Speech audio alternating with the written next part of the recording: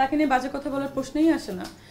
23 মে মানহানিকর মন্তব্যের অভিযোগ এনে 10 কোটি টাকা ক্ষতিপূরণ চেয়ে চিত্রনায়িকা মিষ্টি জান্নাতকে আইনি নোটিশ পাঠিয়েছেন সময়ের আলোচিত অভিনেত্রী তমা মির্জা।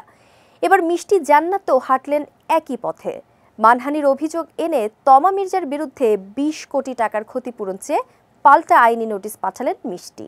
27 মে তমার বিরুদ্ধে নোটিশটি ইস্যু করা হয়েছে। মিষ্টির পক্ষে এটি পাঠিয়েছেন আইনজীবী কামরুজ্জামান কোচি। নোটিশে উল্লেখ করা হয়েছে, মিষ্টি জান্নাতের বিরুদ্ধে তমা মির্জার অভিযোগ সত্য নয়, এতে মিষ্টির মানহানি হয়েছে।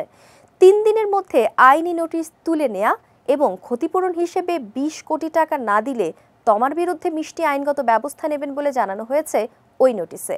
তমার আইনি নোটিশ পাঠানোর পর মিষ্টি জান্নাত জানিয়েছিলেন, পুরো বিষয়টা মিথ্যা, আইনিভাবেই এর জবাব দেওয়া হবে। মিথ্যা প্রমাণিত হলে তমা মির্জাকে অবশ্যই শাস্তি ভোগ করতে হবে। আমি কোনো ভিডিওতে কারোর নাম নেইনি, সবকিছুর প্রমাণ আমার কাছে আছে বলে জানিয়েছিলেন মিষ্টি। সম্প্রতি শাকিব খান ও শাহরিয়ার নাজিম জয়কে নিয়ে বিতর্কিত কথা বলে আলোচনায় আসেন মিষ্টি জান্নাত। বিভিন্ন সাক্ষাৎকারে বলা মিষ্টির কথাগুলো ভালোভাবে নেননি চিত্রনায়িকা তমা মির্জা। মিষ্টির সমালোচনা করে তিনি ফেসবুকে পোস্টও দিয়েছিলেন। সেই পোস্টকে কেন্দ্র করেই দ্বন্দ্বে জড়ান এ দুই নায়িকা। লাভ স্টেশন সিনেমার মাধ্যমে চলচ্চিত্রে অভিষেক হয় মিষ্টি জান্নাতের। তাছাড়া একমাত্র ওয়ালটন এসি দিচ্ছে 1 বছরের রিপ্লেসমেন্ট গ্যারান্টি এবং কম্প্রেসরের 10 বছরের গ্যারান্টি। ভারত বাংলাদেশের যৌথ প্রযোজনার চলচ্চিত্র তুই আমার রানী দিয়ে প্রযোজক হিসেবে আত্মপ্রকাশ করেন তিনি।